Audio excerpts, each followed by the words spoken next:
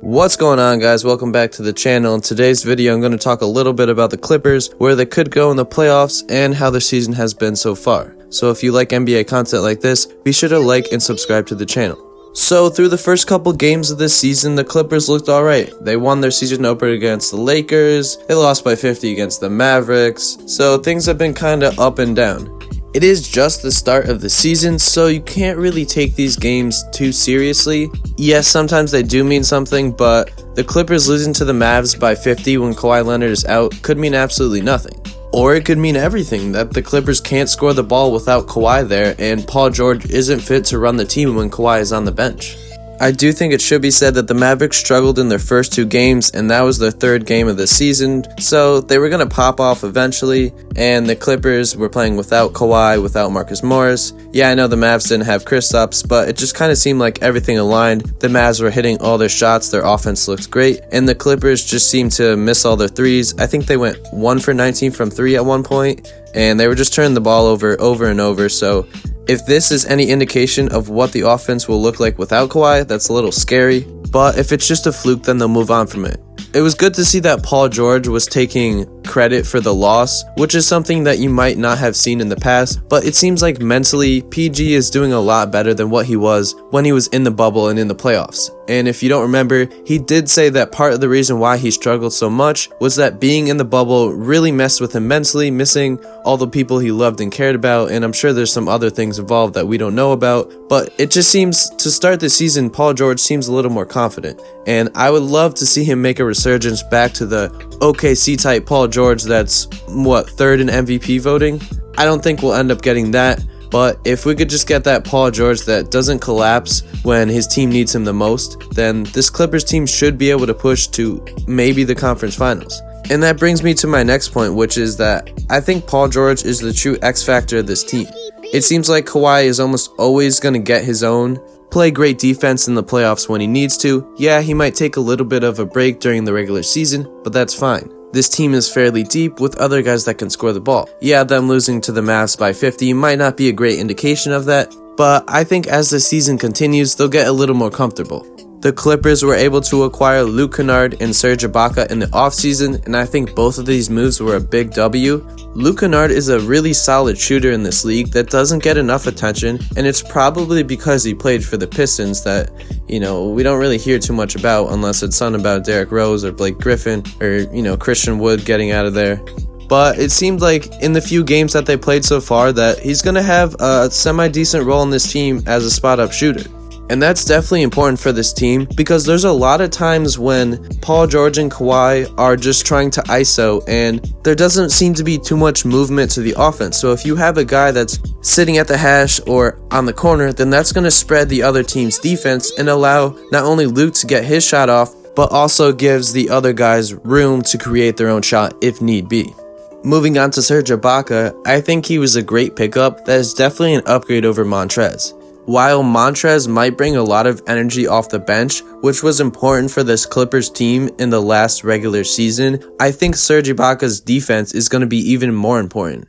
And on top of that, his offense seems to fit in nicely with the team. There's many times where I saw Paul George, Kawhi, and Ibaka doing some sort of triangle offense where Ibaka's coming up to set a pick, Paul George is running off the pick, passing it to Kawhi who's open on the three-point line. It just seemed to be a lot of three-man play that looked hard for the other team's defense to defend, which is definitely important for this team, considering when they got to the second round of the playoffs and had to face off against the Nuggets, they hit a wall at the end of games, where they were just coming down the floor, Kawhi would try to do a post fade, or Paul George would try to hit a three-pointer in someone's face, and it just wasn't working. So they need to add something to their offense, and I think Ibaka is that something. He's able to set solid screens and either roll to the basket or pop out to the three-point line. And it's not like he's going to collapse in the playoffs like Montrez did last season. As most NBA fans know, Ibaka was on the Raptors last season, and in the playoffs, he did great. At one point, he was close to averaging 50% from 3. So I think he'll definitely be able to pick up the slack left behind by Montrez. But when talking about the potential that the Clippers might be able to reach in the playoffs, you have to mention the Lakers. Compared to last season, the roster is even better, adding Marc Gasol, getting rid of Danny Green, and also adding Dennis Schroeder and Montrezl Harrell. So it's going to be really hard to stop this Lakers team when it comes to the playoffs. And yes, I know the Clippers did add some more defense with Serge Ibaka, but if you watch the first game, he was getting killed by AD.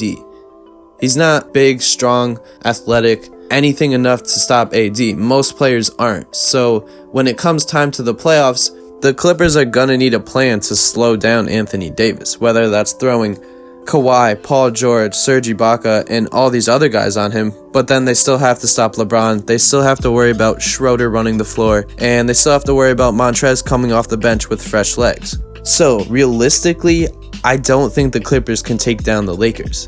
I know they improved their roster, and things are starting to look a little better, but the Lakers took another step up too.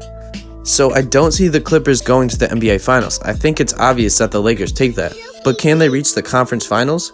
The other teams they have to get through are probably the Mavericks and the Nuggets. I'm not confident putting any other team up there yet because the season just started and there could be some trades, but a healthy Nuggets team is going to be a little bit hard to take down considering what happened last playoffs. And when the Clippers faced off against the Mavericks in the first round of the playoffs last season, things didn't really seem to go that well. Yeah, they won the series, but Luka hit a step-back game winner in overtime.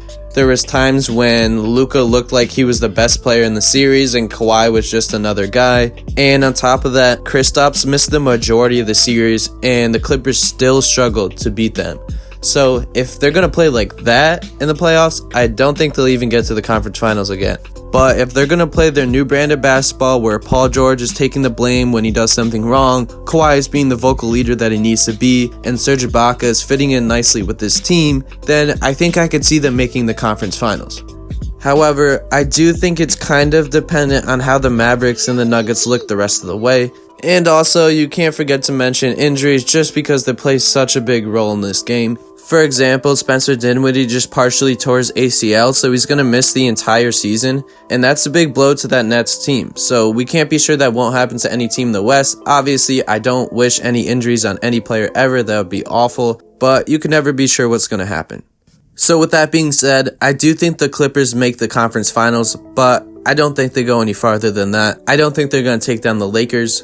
I hope they do end up playing them in the playoffs so we get that Battle of LA that we missed out on last season because the Clippers kind of choked. But that's going to be it for this video. Thank you so much for watching. If you're new, be sure to subscribe and like the video as it really helps the channel grow. I'm trying to post 2 videos every week from here on out, so be on the lookout for that. Thank you again for watching, and I will see you guys in the next one.